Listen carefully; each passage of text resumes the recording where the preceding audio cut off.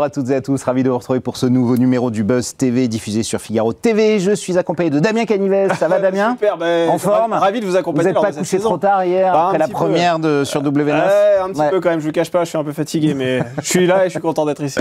Et vous avez bien fait parce que notre invitée du jour vaut la peine. C'est une comédienne de talent qui a su s'installer dans le cœur des téléspectateurs depuis près de 20 ans déjà. Elle a été la flic la plus cool et la plus belle de France pendant 17 ans. Et désormais, elle remet cette réputation en jeu dans le jeu le plus diabolique de la télé qui débute ce soir sur M6. Bonjour Fabienne Carin. Bonjour. Merci d'être avec nous. On est toujours ravis de vous avoir. Vous participez à la 5e saison des Traîtres qui sera lancée ce soir à 21h10 sur M6. Alors moi j'ai une première question comme ça d'entrée. Pourquoi une femme comme vous qui respire la bonté, la gentillesse, accepte d'aller dans le jeu le plus diabolique qu'on puisse faire à la télévision? Eh ben, il y a la réponse dans la question. En fait, j'ai vraiment voulu me lancer un défi.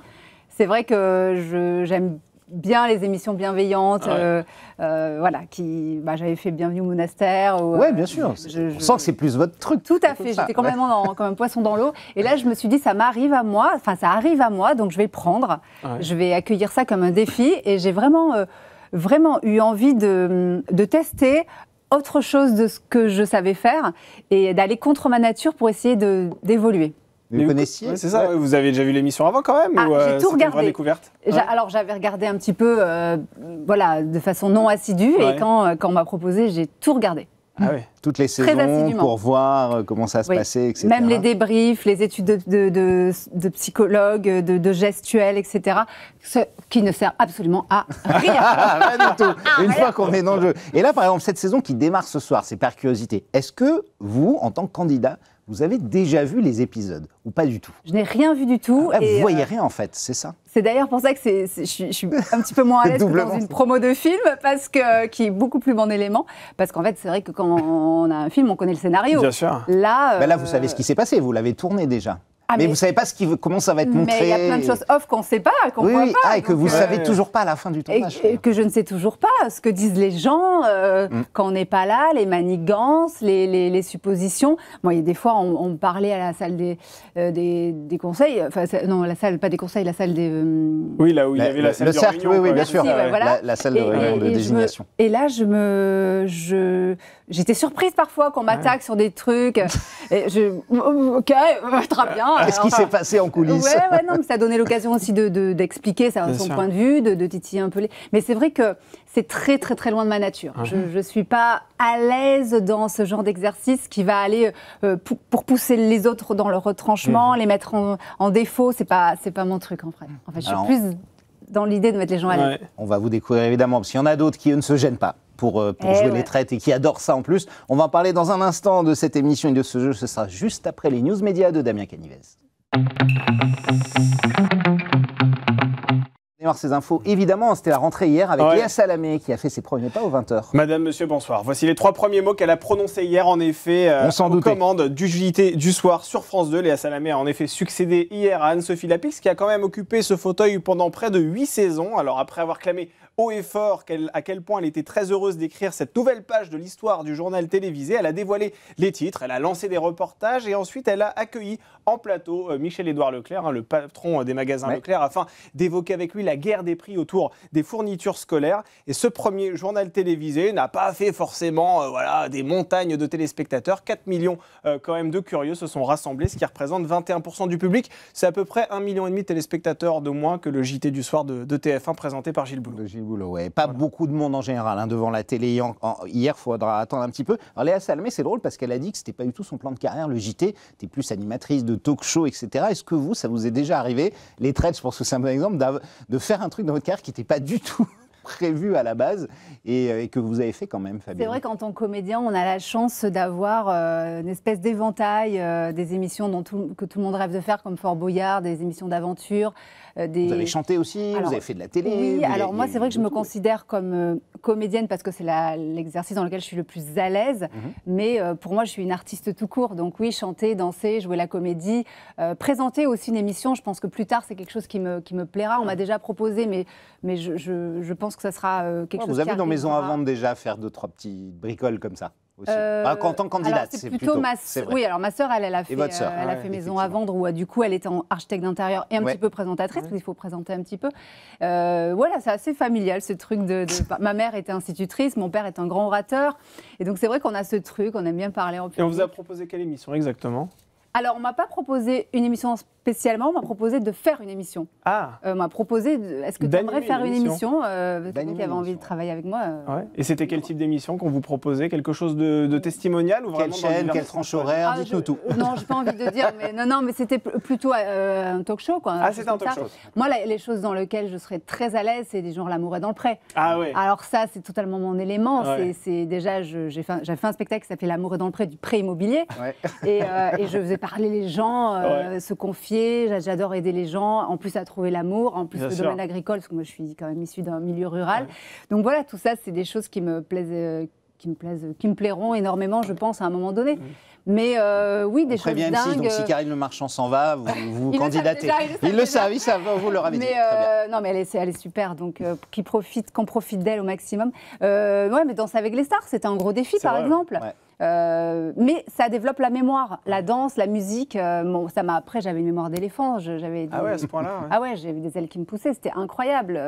Quand on travaille quelque chose qui est une corde de plus à son arc, vraiment, je suis revenue, j'apprenais mes textes comme ça. Ah ouais. C'est en 2015 vous avez participé à Danse avec les stars. Et 2016 la tournée. Exactement. Tout à fait. On continue CNews Média, Damien, on parle du retour surprise, c'était hier soir de Mathieu Delormeau à la télé. Oui, alors vous l'avez brièvement évoqué, Nicolas Cyril Hanouna a lancé son tout nouveau talk show baptisé Tout beau tout neuf. C'était hier sur W9, l'occasion pour lui de retrouver sa bande de chroniqueurs historiques composée notamment de Gilles Verdun, Géraldine Maillet, Valérie Benaïm, et en toute fin d'émission, à la surprise générale, Mathieu Delormeau a fait son apparition sur le plateau. L'ancien animateur a été pendant 8 ans l'un des piliers de Touche pas à mon poste, autrefois diffusé sur C8, avant de quitter définitivement cette émission, c'était en 2023. Depuis, c'est malheureusement plutôt dans la rubrique Faits divers que Mathieu Delormeau s'est invité. En juillet dernier, l'année dernière, donc, il avait été interpellé puis placé en garde à vue en raison d'une transaction de cocaïne. Il a écopé d'une injonction thérapeutique pour usage de stupéfiants, et en février, il a de nouveau été arrêté pour les mêmes motifs.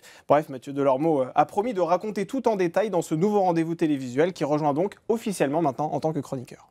Cyril Hanouna, c'est l'attraction de la rentrée, son transfert a beaucoup fait parler. Vous allez regarder, c'est un genre d'animateur d'émission que vous aimez, vous l'avez fait déjà, j'imagine? Oui, plein de fois. Oui, à l'époque de C8. Je m'entends très bien avec Cyril Hanouna, et je trouve très très chouette leur nouveau titre, et je suis très contente pour toute l'équipe que ça continue, parce qu'il y avait beaucoup de tristesse qui se dégageait, ils étaient un petit peu perdus, et donc je suis heureuse quand voilà, et puis je pense que ça a plu au public, donc... Absolument. On va parler des audiences d'ailleurs dans un instant, Damien. Les audiences du talk show qui est arrivé en tête. Oui, habituellement on fait le chiffre du jour. Là, ce sont les chiffres du jour. Bien sûr, c'est les chiffres. Et c'était à la rentrée. Alors, c'est W9 qui monte sur la première marche du podium. Si on calcule la moyenne de tous les talk shows, c'est-à-dire de toutes les parties, parce que généralement, vous savez que les talk shows sont découpés en plusieurs parties, et généralement, les chaînes communiquent le plus gros chiffre, la dernière partie, ça les arrange. Exactement. Eh bien, nous, on a calculé la moyenne vraiment. Et bien, si vous calculez la moyenne, c'est W9 donc, qui enfile la médaille d'or, tout beau tout neuf, avec 1,3 million de téléspectateurs, 6,8% du public. Quotidien enfile la médaille d'argent sur TMC avec 1,2 million de fidèles. Et enfin, France 5 complète le podium avec Anne-Elisabeth Lemoine qui, elle aussi, faisait sa rentrée aux commandes de C'est à vous. 783 000 téléspectateurs se sont donné rendez-vous, soit 4,6% du public. Merci beaucoup Damien. Il y aura d'autres chiffres évidemment demain. On va suivre cette rentrée en long, en large, en travers. Mais tout de suite, c'est le grand entretien du Buzz TV. Nous sommes avec Fabienne Cara. Les trades, saison 5, ça démarre ce soir sur M6 en prime time. Vous faites partie des 16 candidats, Fabienne, qui se retrouvent au château de Bournel. Alors, une question, vous dites, c'était pas trop mon émission, j'ai regardé. Est-ce qu'il y a quand même une hésitation avant Non, le type d'émission. Le type d'émission, auquel vous participez, vous avez dit que vous avez regardé. Est-ce qu'il y a une hésitation avant de dire oui? C'est la première fois qu'on me propose du moins de faire une émission de ce type-là. Il y a quand même une hésitation ou pas? Il y a une hésitation ou pas quand même avant de le faire? Bien sûr qu'il y a une hésitation, il y a toujours une hésitation, mais... Parce qu'on rappelle que quand vous y allez, vous ne savez pas si vous allez être traite ou loyale, hein, complètement. Évidemment. Il y a des gens qui ont une préférence, mais ce n'est pas vous qui décidez. Oui, et puis parfois il y a des changements aussi à l'intérieur, c'est vrai, c'est vrai. L'histoire, enfin pendant l'émission. Bien sûr j'hésite, on hésite toujours quand on est sollicité pour des choses qui nous sortent un petit peu de nos sentiers battus, notre zone de confort, pardon. Mais comme je disais tout à l'heure, je l'ai accueilli, je me suis dit ça arrive, vivons cette expérience et profitons-en c'est que j'ai quelque chose à apprendre. Mais quand vous montez dans ce bus là, qui vous conduit au château, dans quel état d'esprit êtes-vous? Vous êtes stressée, vous êtes anxieuse, au contraire combative et compétitrice? Alors là, on découvre les autres candidats, il y a une très bonne ambiance, je regarde tout le monde, je vois que tout le monde est sympa, tout le monde est humain, tout le monde est rigolo, tout le monde est chouette. Donc je me dis, bon, ça fait un peu colonie de vacances, c'est sympa. Avec Christine Bravo qui cartonne tout le monde dans le bus. Là, je dirais que ça ne vous a pas déstabilisé, ça. Non. Elle tape sur tout le monde comme ça, elle balance des scuds, c'est assez marrant. Christine, c'est un spectacle, quoi. En fait, je pense qu'elle dit tout haut tout ce que tout le monde pense tout bas, mais en mettant les choses en exergue et puissant sans, quoi. Je veux dire, des choses qu'on n'aurait même pas remarquées. Elle y va direct et elle est très chouette pour ça. Bon, elle y va un peu fort, mais en même temps, je crois qu'elle a un stade où elle se dit, je fais ce que je veux, je dis ce que je veux. Oui, on la voit là, comme ça, avec ses lunettes. C'est sûr. D'ailleurs, j'ai cru que c'était Mercotte au départ. Il y a une petite ressemblance. Il y en a certains ou certaines que vous connaissiez déjà en montant dans le bus, Fabienne? Alors, pas beaucoup. Bien sûr, j'ai des gens que je connais par leur notoriété, mais personnellement... non, quasi aucun. Personne. Et alors c'est vrai qu'il y a des profils assez intéressants pour ce jeu. On peut citer notamment le mentaliste Fabien Olicard ou même la femme politique, ex-ministre Marlène Schiappa. Et ce sont des profils vraiment redoutables, ça, pour vous? Moi, ils m'ont pas du tout fait peur parce que c'est vrai que j'ai une capacité à voir l'humain chez les gens. Je suis un petit peu naïve, mais Marlène, je me suis très bien entendue avec elle. J'ai trouvé très sympa. Elle a forcément pas mis en exergue son côté combatif, son côté calculatrice. Elle a pas mis ça en avant au début ou devant les gens. C'est une personne humaine, sympa, qui pourrait très bien être une copine. Enfin, nous, on l'a vu de ce côté-là. Fabien, moi, j'ai beaucoup aimé tout de suite. Et puis, c'est une personnalité passionnante parce que c'est un peu comme un médium. On a l'impression qu'il vous analyse, qu'il vous décrit chaque fois que vous faites un truc. Moi, ça ne me dérange pas qu'on m'analyse parce que je pense être une bonne personne et sincère. Donc, allez-y, analysez-moi, scrutez-moi, je m'en fiche. Mais par contre, ce qui me plaisait, c'était de l'avoir en allié, justement, pour mettre une validation à mes fausses certitudes. Voilà. On croit avoir des certitudes, c'est hallucinant. Il y a des choses, dès le début, on a des certitudes et puis... Et tout s'écroule.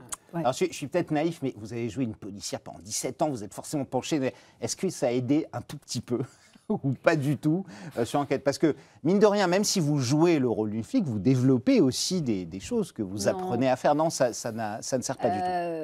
Ce personnage m'a aidé un petit peu sur le côté physique, le côté un peu pas acrobate, mais un peu de cascade, des choses comme ça. Ça m'a aidé une fois dans ma vie, dans une situation d'urgence où il fallait que je me sauve et que je récupère des choses très rapidement.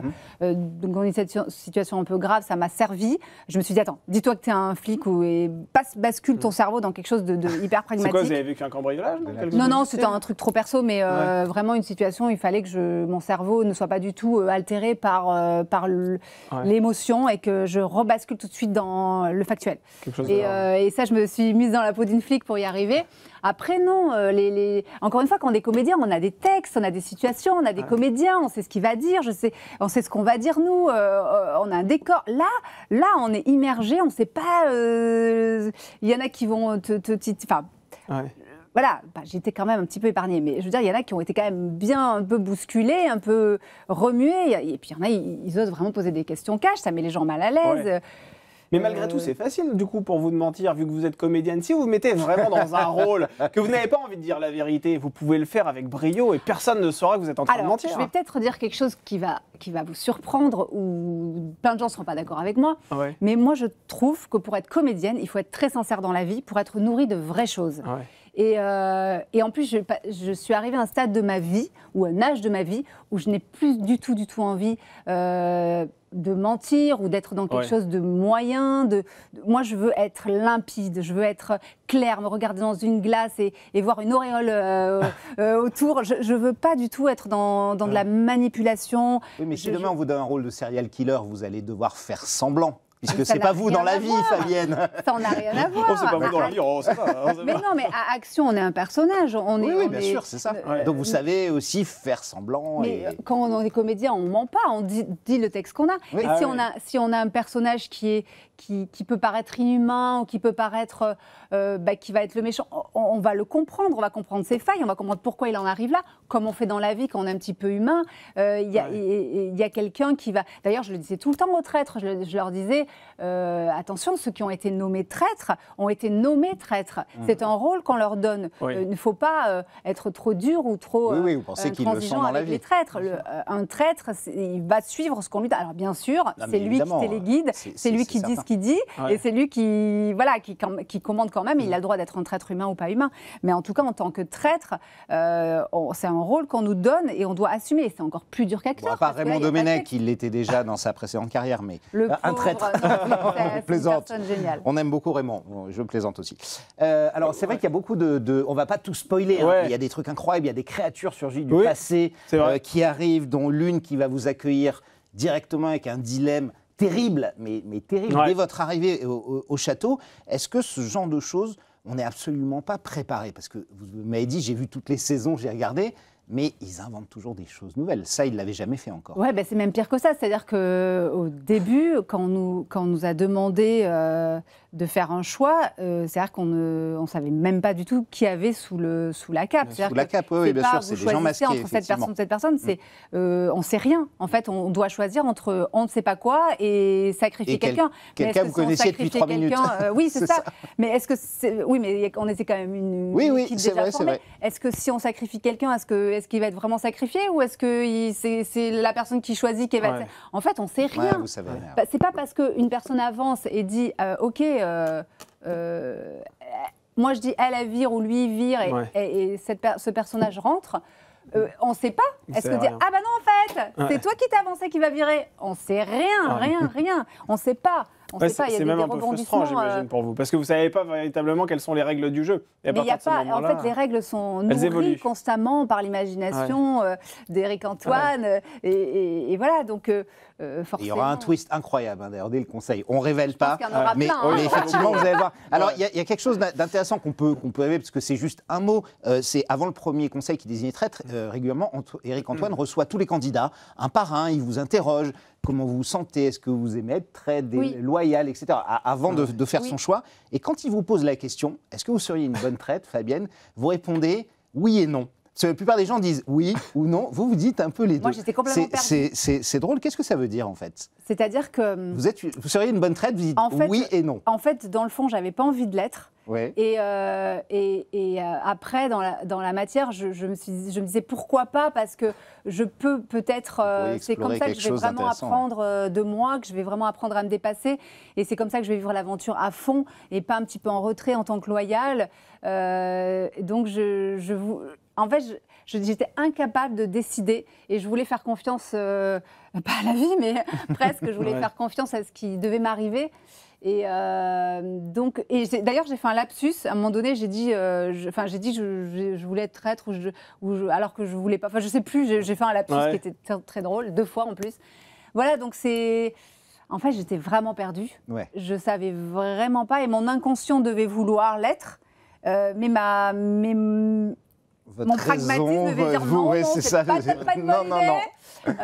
Ouais. Et psychologiquement, comment vous avez vécu cette aventure? Parce que beaucoup de candidats qui ont défilé dans ce programme nous ont confié à plusieurs reprises que c'était parfois très compliqué d'en ressortir parce qu'on a le sentiment que tout le monde peut nous trahir. Il y a une forme de parano qui s'installe. Est-ce que vous avez vécu ça comme ça également? Alors, moi, je me disais au début, à quel moment je vais rentrer dans le game au point de plus être du tout dans la vie. À quel moment je vais perdre pied, à quel moment je vais plus... À quel moment où le jeu va se transformer en réalité finalement? Ouais, genre que je vais rentrer dans ma chambre, je vais avoir le boule au ventre. À quel moment je vais plus du tout avoir de recul sur sur l'aventure, quoi. Donc ça, c'était quelque chose qui était assez... voilà, ça arrive au bout d'un moment, hein, on rentre dans le truc. Mais je suis quand même assez fière de moi. J'ai réussi à peu près à rester quand même OK. Par contre, c'est vrai que j'ai mis beaucoup de temps à en sortir. Pas beaucoup de temps. Ouais. J'ai mis une grosse semaine. Pour s'en remettre, c'est ça, puis on est encore dedans. De penser à ça. Ouais. En fait, je continuais l'enquête dans ma tête. Ouais. Ah ouais.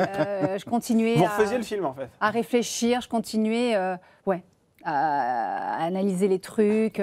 Et c'est vrai qu'on met du temps à en sortir quand même, ouais. Ah ouais. Alors, en 4 saisons, il faut le dire, hein, les loyaux n'ont jamais gagné. La victoire est toujours revenue aux traites. Est-ce que ça veut dire, Fabienne, que pour vous, c'est plus facile d'être traite ou alors que les loyaux sont juste de mauvais enquêteurs, quoi, jusqu'à présent? Alors, c'est un petit peu normal, parce que quand il y a un traître qui s'en va, on en remet un, ou on en rajoute. Ouais. Donc forcément, ça, même si les traîtres sont beaucoup moins nombreux, et puis les traîtres ont moment, bien sûr, cartes en main. Ouais. Même s'ils peuvent être éliminés aussi.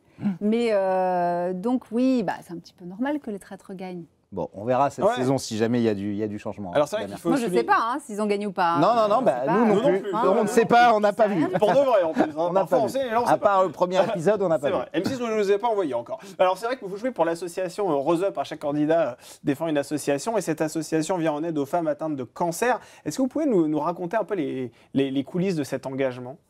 Rose Up, c'est une association que je suis depuis très longtemps. Je crois qu'en 2019, déjà, j'avais produit moi-même un calendrier que j'avais fait à Los Angeles, des photos que j'avais fait à Los Angeles avec Lewis Martin et Stéphane Fiorenza, et où j'avais des perruques différentes sur chaque photo. Et je proposais en fait des looks pour essayer un petit peu de remonter le moral aux femmes qui n'ont plus de cheveux. C'est une maladie qui m'a touchée très jeune, quand j'avais 10 ans. J'ai perdu mon grand-père d'une leucémie foudroyante en 3 semaines. Donc j'ai été frappée par cette maladie trop jeune. Et c'est vrai que j'ai pas pu lui dire au revoir parce que pour les raisons parce qu'on est enfant et puis pour des raisons d'hygiène. Et après tu dis mais c'est complètement débile parce qu'il est mort juste après. Et pourquoi j'aurais pas pu aller l'embrasser? Ça aurait changé quoi en fait? Sûr, et tu restes toute ta vie avec cette espèce de frustration, cette espèce de manquement, en fait, de ne pas avoir pu l'embrasser, lui dire au revoir. Et ça m'a marqué beaucoup. Et voilà, et c'est une maladie, en plus, qui est un petit peu agaçante, parce qu'elle vient aussi pas mal de la génétique ou des traumatismes, ou de ce qu'on ne dit pas dans la vie, Par d'hérédité aussi. Oui, pardon, c'est l'hérédité, je veux dire génétique, mais hérédité, et des choses aussi qu'on ne dit pas, ou des chocs qu'on a dans la vie. Chocs émotionnels. Donc c'est une maladie dévastatrice, quoi. Donc il y en a plein, mais voilà. Et puis après, ça touche à la féminité forcément des femmes quand elles ont la chance de s'en sortir. Et il faut passer ces étapes. Et je pense que c'est aussi une question de morale, d'accompagnement et voilà, c'est une des choses qui me touche. Et c'est vrai qu'il y a aujourd'hui beaucoup de comédiennes, comédiens, et puis même des personnalités publiques qui révèlent leur maladie lorsqu'elles sont atteintes de cancer ou d'autres choses. Ça, c'est quelque chose aussi auquel vous êtes sensible, le fait de rendre public aussi une maladie pour faire peut-être avancer les choses. Ouais, et puis on croit toujours qu'on va s'en sortir. On a des beaux exemples, on a des très mauvais, comme Émilie, que j'affectionnais, Émilie Dequesne, que je... Enfin, voilà, on croit jamais que ça va s'arrêter. On se dit, mais non, on va y arriver. Puis en fait, puis les gens reviennent avec le sourire, et puis on se dit, waouh, c'est cool, elle s'en est sortie, ou il s'en est sorti. Et puis parfois, non. Et ça rappelle qu'il faut profiter de chaque instant de la vie et de ce qu'on aime, et prendre soin des gens en général. Alors on va parler aussi un petit peu de fiction, Fabienne, puisque le grand public vous a découvert évidemment dans Plus belle la vie sur France 3. C'était en 2005, vous êtes quand même resté 17 ans dans cette série. 15 ans et demi, c'est ça, mais 17 saisons. Parce que je suis revenue en saison à la fin, oui. Et effectivement, vous êtes un petit peu revenu. Le personnage de Samia Nasri, est-ce qu'aujourd'hui encore, ça fait quoi, 4 ans que vous êtes parti à peu près de la série, 4-5 ans Fin 2020, ouais. Est-ce qu'il hante encore vos nuits? Non. Est-ce que vous pensez encore à Samia de temps en temps? Non, c'est fini. Juste pour les 20 ans de mon arrivée dans la série, j'ai fait un petit medley de vidéos que j'avais mis sur Instagram. Et même moi, ça m'a touchée. Et c'est vrai que... Comme si vous retrouviez une copine. Ouais, enfin, c'est vrai que elle était choupinette, Samia. Voilà, donc je comprends l'attachement du public à ce personnage. Et ouais, c'est touchant parce que grâce à elle, voilà, on s'est fait vivre des tas d'aventures, des tas d'histoires. Et c'est un personnage qui a beaucoup évolué, joliment d'ailleurs. Et ouais, donc je regarde avec tendresse, mais non, ça n'hante plus mes nuits. J'ai jamais été schizo. J'ai toujours eu les deux pieds dedans, mais la tête dehors. J'ai toujours fait des choses en parallèle et j'ai toujours été consciente que ça pouvait s'arrêter du jour au lendemain, même si c'est moi qui ai pris la décision de partir. Mais quoi qu'il en soit, avant, j'étais toujours consciente que ça pouvait s'arrêter du jour au lendemain et toujours consciente de la chance que j'avais de vivre cette aventure incroyable. Est-ce que vous aimeriez réintégrer un feuilleton quotidien? Il y en a beaucoup aujourd'hui, hein, la télévision, Ici tout commence, Demain nous appartient. Sur TF1 plein, vous avez beaucoup tourné pour TF1 d'ailleurs, mais ça vous intéresserait ou c'est contraignant le quotidien? Je réponds pas de façon tranchée, mais c'est vrai que je prends beaucoup de plaisir à tourner avec un petit peu plus de temps, comme par exemple section de recherche, on tourne des unitaires et on a quand même un petit peu plus de temps pour travailler, pour découper les textes, pour découper les scènes. Et c'est vrai que c'est agréable aussi d'avoir... parce que la quotidienne, c'est une grande performance et c'est une très belle école. C'est vrai. Alors, un petit mot évidemment sur l'événement qui a aussi complètement changé votre vie, c'est la naissance de votre fille Céleste. C'était il y a presque 4 ans, c'est ça? Elle a bientôt 4 ans en décembre. En décembre, dans quelques mois. C'est désormais votre centre d'intérêt numéro 1. Vous organisez votre vie à partir de votre fille aujourd'hui, complètement? Totalement. D'ailleurs, quand je suis partie faire les traîtres, je suis partie sans savoir combien de temps j'allais la laisser, donc c'était assez perturbant. C'est vrai que c'est le genre c'est pas comme un tournage. Oui, bien sûr. Je l'ai laissé à ma sœur et on a une fille de 3 ans, c'est pas évident. Mais bien sûr, j'organise tout, que je lui donne tout, et j'en reviens à ce qu'on disait. Il faut profiter de chaque seconde et de chaque instant, et moi, je profite de chacune de ses respirations et je m'ébahis et c'est un enfant qui a beaucoup de caractère déjà. Une enfant, Et c'est d'autant plus difficile quand on est une maman solo, comme vous. Vous avez eu des mots très durs à l'égard de son père. Vous dites, pour moi, c'est juste son géniteur. Voilà, c'est même pas père, il n'existe pas en tant que père. Non, pas de mots très durs, c'est juste la réalité.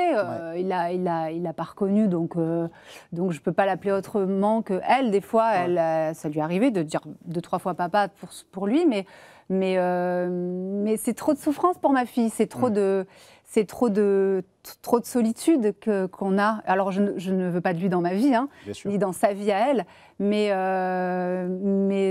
son existence et sa présence seraient quand même acceptables et bénéfiques pour un enfant qui doit se construire sans identité. Donc il y a le problème de l'identité paternelle qui est absente en tout cas. Elle n'a pas d'identité paternelle, elle n'en a pas. Il y a une case vide, née de père inconnu. Voilà, c'est le titre de mon spectacle et de mon podcast. C'est quelque chose à dénoncer, surtout quand on sait qui est le père. Et puis oui, maman solo, c'est plus dur que maman célibataire. Forcément, la vie de femme n'existe pas. Une maman célibataire, même si elle a la garde, elle a peut-être un week-end sur 2 de libre pour vivre pour elle. Je ne dis pas que je veux vivre pour moi. Oui, c'est compliqué. Vous êtes très séparé de votre compagnon Léo il y a quelques temps aussi, parce que j'imagine que ce soit difficile. Je n'ai rien à donner à un homme, en fait. Je n'ai pas de temps à lui donner, donc forcément, ils en ont marre. Et puis moi, j'ai pas envie de délaisser ma fille. Elle est très forte, mais elle est aussi dans un état émotionnel dont je dois prendre grandement soin. Surtout à cet âge-là. Et c'est important en tout cas. Et on embrasse Céleste ici. J'espère qu'elle regardera l'émission. Merci beaucoup Fabienne Cara d'être venue nous voir. Je rappelle qu'on vous retrouve ce soir et samedi, puisque les traites, il y aura 2 fournées cette semaine sur M6. Cette 5e saison, ne la rate pas. Il y a des twists absolument extraordinaires. Et après, ça sera tous les samedis. Et tous les samedis ensuite sur M6 évidemment. Damien, merci. Le Buzz TV sera là dès demain. Nous serons avec la papesse des influenceuses Magali Berda qui va faire un retour médiatique très attendu sur Sud Radio. Et inattendu. Et inattendu surtout. D'ici là, prenez soin de vous et merci encore de votre fidélité.